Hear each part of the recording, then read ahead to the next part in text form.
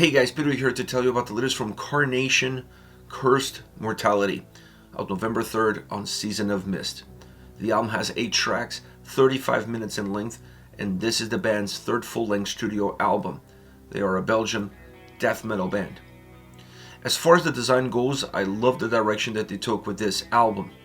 This is the shortest record to date, and that allows the album to have outstanding playability, but it also allows them to do a few things within the design of the songs, within the soundscape of the songs, that doesn't make this album redundant or even feel repetitive, even though it is at times. So creating an album that keeps all of these criteria in mind helps the listener digest it a lot better. You can make the sound heavy, you can make the sound penetrating, you can do different things as far as the mobility and dynamics that the individual songs offer. You don't have to change that much from song to song as far as the design or even output is concerned, because the overall stay of the record is only 35 minutes with 8 songs. You blink and the album is pretty much gone.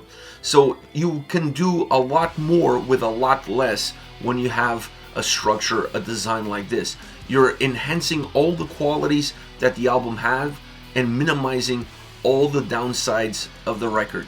This is the way you build an album. You put yourself in a position to succeed, not necessarily in a position to fail.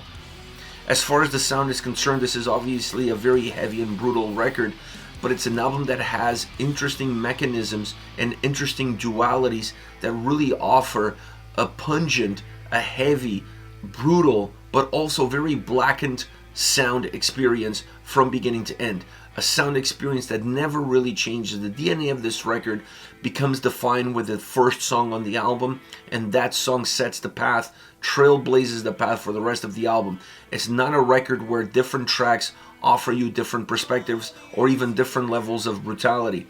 This is a very balanced and cohesive sounding record across all 8 songs. So when you have an album like that, you have to create some sort of movement internally.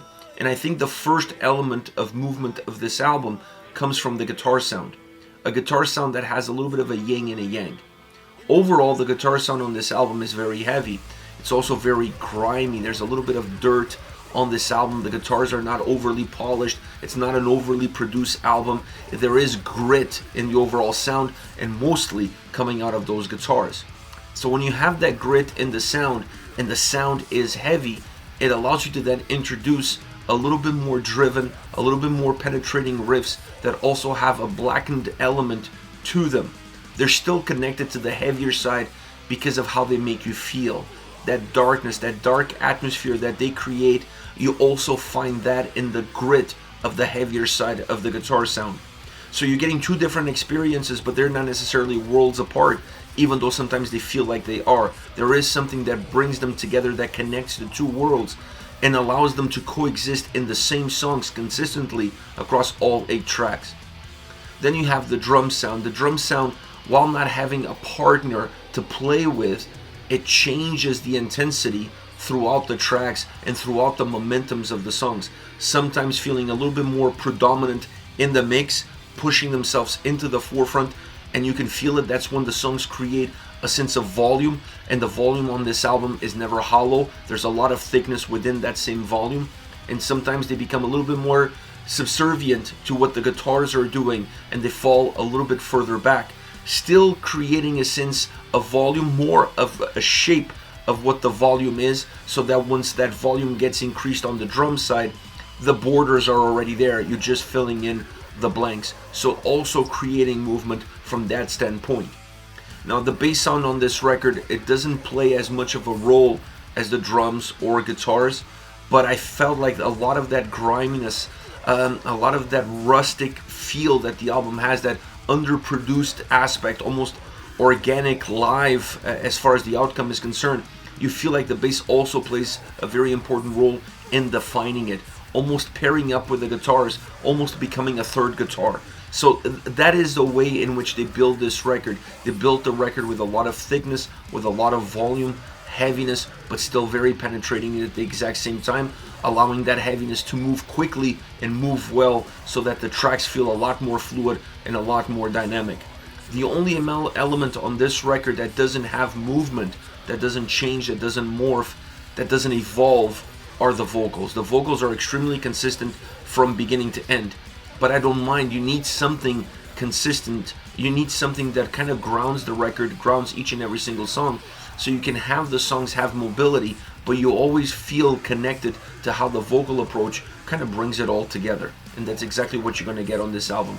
I love the vocals on this record. I feel like the delivery, the harshness of the vocals works really well with everything that is happening in the sound, specifically coming out of the guitars. And when you put all of these different pieces together, this is definitely my favorite record from Carnation. It feels the more natural album. It feels like it's a more focused record. It feels like they didn't try to overanalyze every single piece and overproduce the album. It has a little bit more of a natural feel, a natural sound. It has also a little bit more of an old school death metal sound. And when you put all of that together, that's exactly what I gravitate to when it comes to the genre. I don't necessarily like overproduced death metal albums. There are some that work really well, but there's other elements that have to help that specific piece of the puzzle. For an album that has 8 songs, 35 minutes, you need it to be as grimy as you can. Pushing that experience into that old school realm worked really well for Carnation on Cursed Mortality. As far as favorite songs are concerned, I want to start off with Maruta. Great guitar riff, great guitar sound, very dirty, very heavy, and the bass, like I said earlier, really complements it well, allowing you to feel like there's almost 3 guitars going at it at the exact same time. The drums play a heavy role, but more as a backdrop, and then the guitar sound also has some driven elements that allows this track to not feel stagnant. The vocals bring in that consistency, that heaviness that kind of keeps it all together. The melodic riff in the chorus is extremely haunting, and it's definitely the calling card of the song, and it is the hook that the track has. Great solo, the solo completes the song, but great guitar sound all around. That is definitely one of the main elements, one of the main cornerstones of this entire track, the guitar sound. Next we have Dutroux. I love the vocals on this track. They are the cornerstone of this song. The sound enhances that delivery, and then vice versa. The vocals enhance the sound enhances the vocals. There's this back and forth between the two that actually gives a lot of quality to the song in general. Alternating styles from the heavier guitar sound to the more grimier guitar sound, allowing you to feel the darker side of the song from both spectrums, but one with a lot more heaviness and the other one a lot more penetrating. This definitely creates an internal struggle that it's very well managed from start all the way to the end. The drums also help stabilize that movement between the guitars and that existence that they have when you have these two different approaches. It allows for the song overall to be very hooky from a soundscape point of view, but it also is very hooky in terms of the vocal delivery, especially when it comes to the chorus. The chorus is when those two pieces come together at its best. The sound hooks you in, and then the vocals are the reel that brings you all the way to the shore. That's how this song comes across. I love the overall chugginess that it has, and then the solo right at the end caps off the track. Last but not least, Cycle of Suffering. This is a great song all around. The guitars really push that dirty and heavy sound on this song. That trembling of the strings, you can hear it. That unpolished feel that it's the DNA of this entire album comes across extremely well in this song. And the drums actually enhance it. The drums actually make it feel even more noticeable. And then sprinkling in some penetrating melodies, some penetrating riffs, really darkened, really blackened, really cuts through that grime. And it's really important because it allows your ears to feel different elements. It allows you to better digest the song. So once again, the repetition that this album has becomes a little bit diluted by it, and it doesn't hurt the playability of the album. This is a song that has a very heavy, dark undertone or overtone to it, whatever you want to call it, because it's very noticeable, and the vocals add consistency. Great chorus, super hooky, both musically and vocally.